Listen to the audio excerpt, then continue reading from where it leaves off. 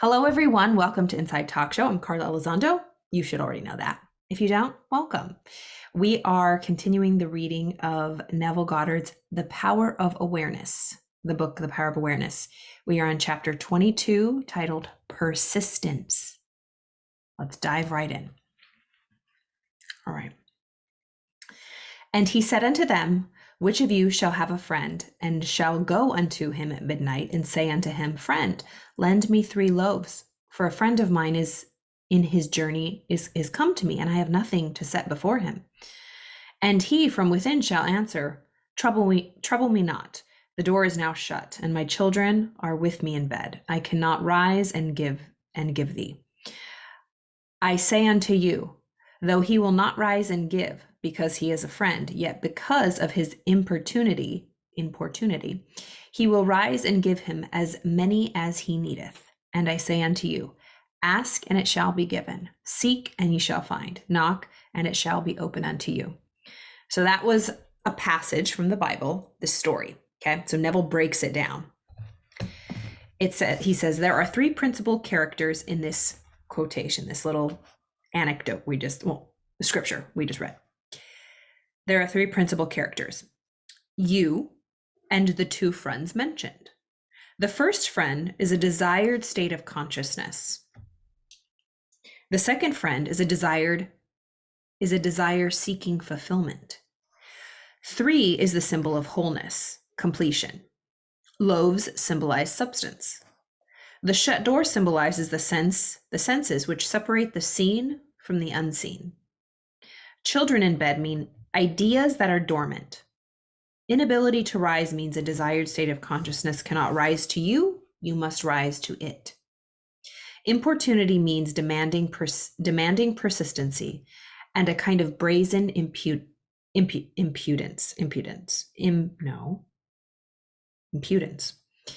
Ask, seek, and knock, meaning assuming the consciousness of already having what you desire. This is a lot, but basically, if you had a guest come into town and you lived in an apartment complex and this person came into town and they came to visit you and you're like, oh my gosh, I have nothing to offer them. I have no food. I have nothing. So you run down to your neighbor downstairs, your friend. They'll, hey, open up the door. Give me some bread. I need some food. My friend's here to visit. I have nothing to give him. And your friend's like, no, sorry, buddy. I'm already in bed. The kids are asleep. No, I'm not going to get up. I can't get up right now. But you keep knocking. Come on, man. Come on, come on. So the friend is like, all right. And take all the bread you want. Take all the stuff you want. So Neville is saying that is us in our minds. So when a desire comes into our minds, it goes, hey, Carla, why don't you do this? I go, oh, no. I'm already set in my ways. I'm asleep. The door's locked. The kids are in bed. We don't have the energy for that. But the desire keeps going, come on, Carla, come on, girl, you could do it. Okay, fine. So what he's saying is, the inability to rise means a desired state of consciousness cannot rise to you. You must rise to it. So that part in us that is like, oh, I don't want to do anything. No. That part's not going to get up and just make it happen. The part that makes it happen is our brazen impudence. And I'm just going to look these words up. I mean, like I said, these aren't common words that they're not just in our lexicon, in our normal, today's usage of these words. Okay, so the first word, here we go.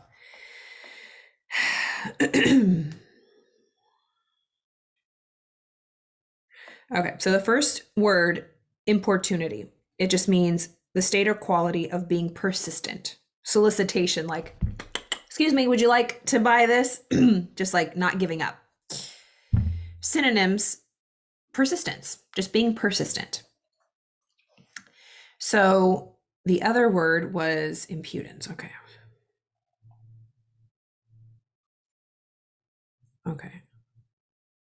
Let's see how the dictionary says it. Impudence. Oh, impudence. There you go. The quality or state of being impudent. Shameless. There you go. It just means being absolute sassy. Shameless, sassy, brazen. Okay. So just being persistent and brazen, that's what's going to make it happen. The part in you that's already set in the ways, that's already asleep, is not going to be the one to just open the door and be like, what? Did I hear? You want some bread? Did you need anything? No, we have to be persistent. That's the desire that keeps knocking. But persistence is the only way that part will wake up and agree to get emotionally involved in it so that it can be, this means results, the results in our life to be birthed. Okay. So this scripture tells you that you must persist in rising to assuming the consciousness of your wish already being fulfilled. The promise is definite that if you are shameless in your impudence, in assuming that you already have that which your senses deny, it shall be given unto you. Your desire shall be attained. Just by pure persistence, when, like I've mentioned before as an example of kids who are just so wide open to all the possibilities, they don't have that top part yet to, reject all the good things. They haven't formed this part yet. They're just this open heart. Anything that's put in there, they're just walking little subconscious sponges. Anything is possible. Anything. They just live constantly in that possibility. And kids are persistent when they want something. And they get it. One way or another, they get it. Somebody gives in. Because you're just like, you know what? I just want you to shut up. You just give it to them. And a part of me like smiles like, damn, good for you. Good for you, girl. Get it. It's brilliant. Persistence will get you there. The Bible teaches the necessity of persistence by the use of many stories. When Jacob sought a blessing from the angel with whom he wrestled, he said, I will not let thee go except thou bless me. When the Shunammite sought the help of Elisha, she said, as the Lord liveth, and as thy soul liveth, I will not leave thee. And he arose and followed her. The same idea is expressed in another passage. And he spake a parable unto them that men ought always to pray and not to faint, saying, there was in a city a judge, which feared not God, neither regarded man, and there was a widow in the city, and she came unto him, saying, avenge me of mine adversary. And he would not for a while, but afterward he said within himself, though I fear not God, nor regard man, yet because this widow troubleth me, I will avenge her, lest she weary me by her continual coming. That whole passage was basically, this is Carla version, this woman, this widow, went to this judge in the city and said, you have to help me from these people. Just please help me. And the judge is like, lady, I don't believe in God. I don't fear God. I don't care. No. She kept coming every single day. Come on. He's like, okay, fine. You know what? I don't care about anything. I just want you to shut up. So he helped her through her persistence. The basic truth underlying each of these stories is that desire springs from the awareness of ultimate attainment, and that persistence in maintaining the consciousness of the desire already being fulfilled results in its fulfillment. It is not enough to feel yourself into the state of the answered prayer. You must persist in that state until it happens. That's why when we get so excited about something, a new program, a new workout routine, a new diet, a new friendship, or a new partnership, it's all fun and games for the first week or few days. Then the real work starts. We have to stick with it until whatever we wanted to achieve, whether it be the physical goal, the business goal, is achieved. That's why these days, having discipline and the will and being persistent will get you anywhere, because it's lacking. It's not hard to get ahead. People will make you look really good. Because right now we live in a society where people, it's difficult for whatever reason, programming, to have focus and attention on one thing. If you can just have focus and attention for 6 months, you will get 5 or 10 years ahead of not just yourself, of where you would be going if you weren't focused for that 6 months. 5 or 10 years ahead of every peer around you. Not that it's about competition, but that will just inevitably be the results, because the other people, like Will Smith always says, when everyone's sleeping and out partying, I'm up working out, I'm up meditating, doing all this. This is the secret of really successful people. Do you hear them talking about it? No, because for what? No one's going to believe them. No one's going to trust them. And you can't convince anybody. When you find this stuff and you're really ready to commit, you start really finding like-minded people. It's like the secret behind the curtain of all the successful people. That small group, 3-5% of people. Persistence, focus, the will. It's an inner game. It's an inside job. And just the difficulty is just attention and focus. We're so distracted. We're always drawn to the outside world, like we've learned in previous readings. We have to go inside. And it just has to become habit. Is it a little uncomfortable at first? Is it a little different than what we're used to? Absolutely. We're used to always watching or listening or hearing or going. But to really just sit quietly with your eyes closed, that's uncomfortable. It could be scary. It might feel lonely. It might be overwhelming. You might be too anxious. It might cause anxiety. But if you persist and you just get through it, just incrementally start with 2 minutes, 5 minutes, 10 minutes, and build your way up to 20 or 30 minutes a day. Discipline and routine. Discipline and routine are actually the keys to freedom. Discipline and routine and structure are actually the keys to freedom. That is absolute 180-degree thinking from what we're taught. Structure and routine hinder us and push us. Well, I want freedom. The only way to freedom is through structure and discipline, routine and habit. Think about this. If any of you actors out there or musicians, to know your instrument the best, say you get a script with words on it. You have to be off book, memorize your lines. Memorize them over and over and over. Be strict. Don't be lackadaisical, easy peasy. I'll wing it. I'll get into the spirit of it. No, take it very serious. Be disciplined in your memorization, like just a focused athlete, a mental athlete. Once you have that structure, then you can throw it all away and be free with your performance. That's the secret. And there's a lot of kind of idea permeating, like, oh, I don't want to stick to one thing. I don't want a 9 to 5. I don't want to do this. That's for the birds. That's boring. Tell me, whoever achieves anything without structure, without discipline and routine, it's an illusion that you're free, but then you're doing nothing.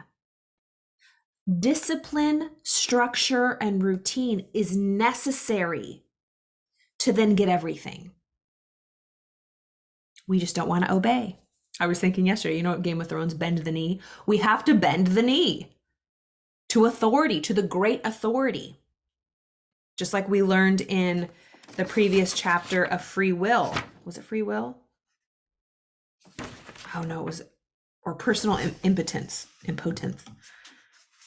We either yield, wave the white flag, we yield to the universe, to the powers that be, the bigger powers that are so stronger than us, that beat our heart, the infinite intelligence, God. Either we yield and surrender, we're subordinate to the law, and get it straight, humble up, and obey, or we conform to the world and the masses. What side are you on?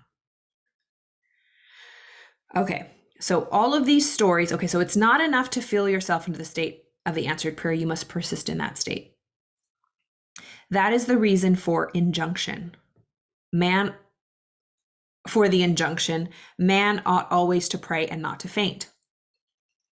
Here, to pray means to give thanks for already having what you desire. Don't fall asleep. Don't give up.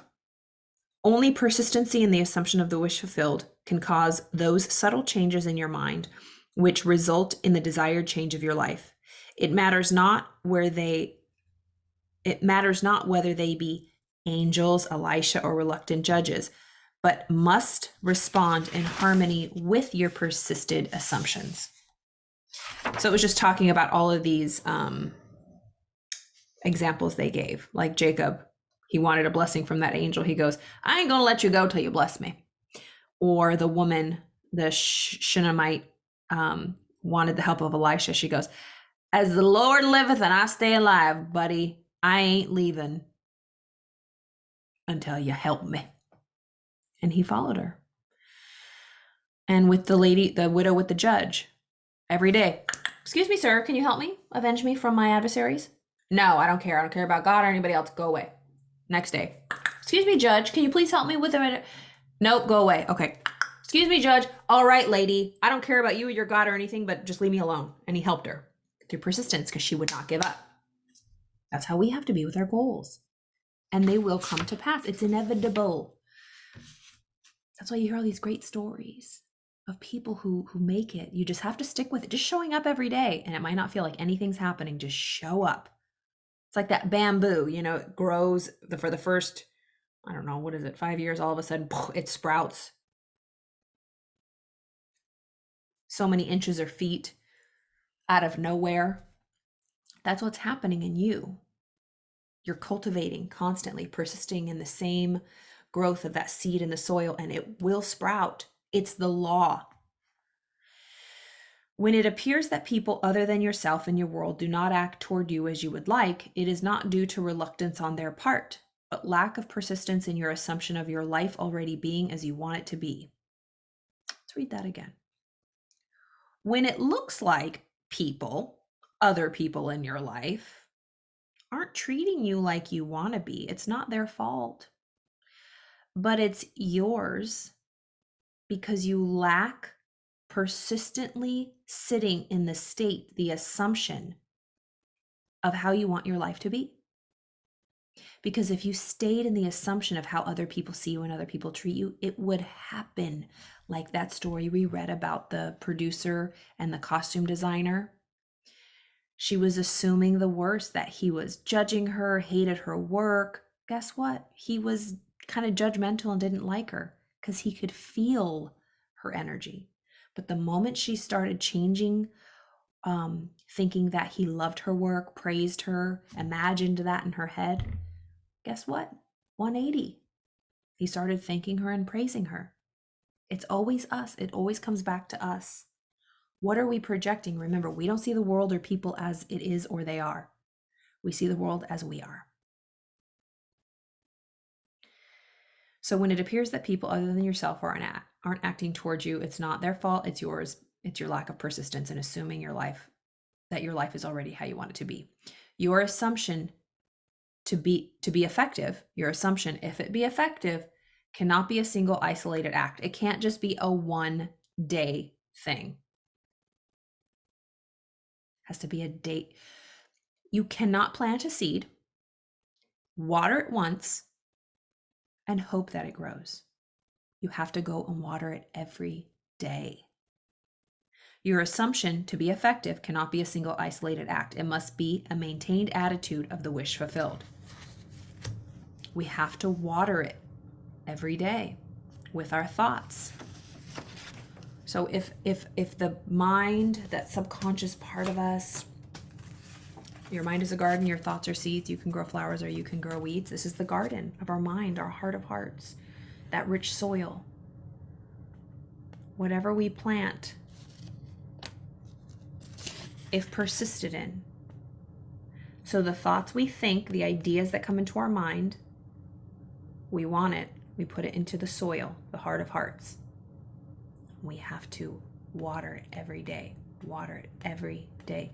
Continue to put thoughts, continue to reinforce it, continue to get emotionally involved with it over and over and over and over and over and over and over. It'll happen. It's the law. It's just like seeds. Thoughts are seeds. You plant them in your garden, take care of them daily. It's not enough to have the desire. It's not enough just to have the desire, not just to plant the seed. You have to nourish it daily, water it daily, multiple times a day. Remember, we talked becoming obsessed with it, becoming consumed by it, by the good that we want. Because we sure do become obsessed and consumed and obsessed with all the negative things. Try to become obsessed and consumed and just absolutely overtaken by the good things in life. We were talking about that this morning. I had an idea for a morning study group for, people who study this and my clients. But I didn't know if people would show up. So this is how it ended up. This is me. Ideas are always coming. Unadulterated energy constantly flowing into me. This is my plug. Remember, I'm the refrigerator. I'm plugged into the infinite intelligence, always flowing energy. See, hear, smell, taste, touch. My antennas receive the information. I get ideas. Well, I was in the shower back in May. Pop, an idea come in. Let's do a reading, 9 a.m. Okay, it could be this. Got that idea. But this is the gate. The gatekeepers. Are you going to get emotionally involved with it? You think it can happen, Carla? Or do you think it's not going to happen? Oh my gosh, how embarrassing. You'll be there by yourself. It's not going to happen. So I said, I want it. I want to create an environment, a daily morning study group. And I planted it in my heart. And I got emotionally involved with it and visited it daily. I took inspired action too. I just didn't sit. Remember, desire's not enough. I took inspired action. So I set up the Zoom link. I put out the notices. I let people know. I sent them the link. And little by little, I have a good little group going. Boom, it's here. It's actually in the real world. The results are there. I have it. But if it came in a 9 a.m. study group and I said no, it got kicked out. Nothing would ever be here. Nothing would ever be here. Any idea that's constantly coming to you, it's your job to plant it in the soil, then it will show up. By law, it will show up. But you have to persist. Just like, I think I've said this before, the seeds, when you look out in your world, say your garden, because the world is your garden, it's a reflection of the seeds you planted. And you don't like the landscape of your garden. It's a lot of weeds. It's a lot of just ugly foliage. It's just not how you want it. It's not a beautiful life. You don't like the garden you've created, and you have created it. Because who else would? Other people? Are you letting them in your garden? You're not protecting yourself? You created it.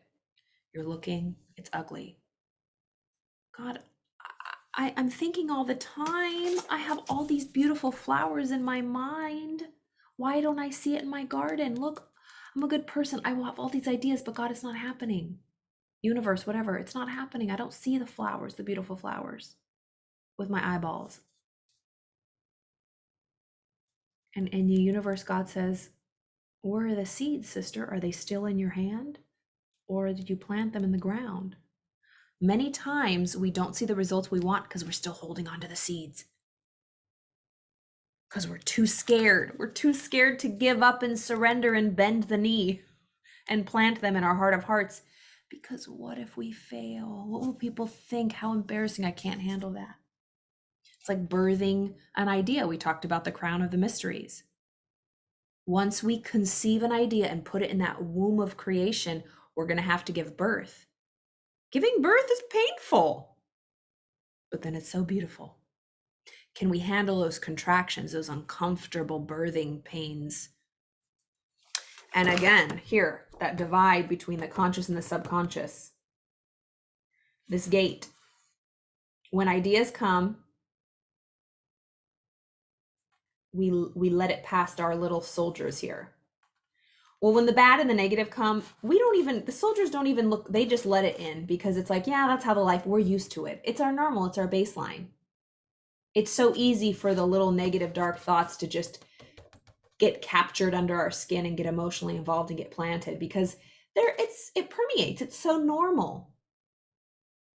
That's just how the world is. But when a good idea comes in, like my 9 a.m. idea, the guards go, whoop, be-doo-dee-doo-dee-doo. This is different. This is risky. I don't know if this is going to work. And we get held at the border and we get interrogated with all the good ideas. And guess what? We, you know what? This isn't worth it. And we never let it into our heart. Do you see that? Do you understand that? Persistence. Have the desire, plant the seed, water it every day. Persistence. Through persistence, you will get.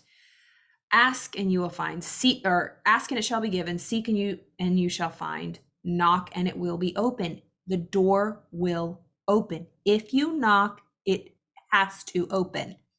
It is the law. Do not stop until you win. You can do it. All right. Persistence. I love this chapter. Happy Friday. Have a wonderful weekend. I will see you guys on Monday.